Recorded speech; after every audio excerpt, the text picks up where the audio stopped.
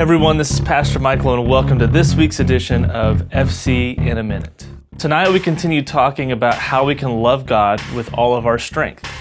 We can love God with all of our strength when we grow in grace. 2 Timothy 2:1 says, "You then, my child, be strengthened by the grace that is in Christ Jesus."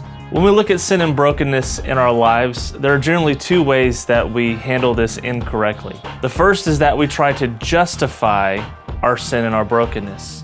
And when we do that, we live in delusion. We live opposed to truth. The second way that we try to handle our sin and brokenness is that we remain in our guilt. And when we do this, we constantly relive every mistake without hope.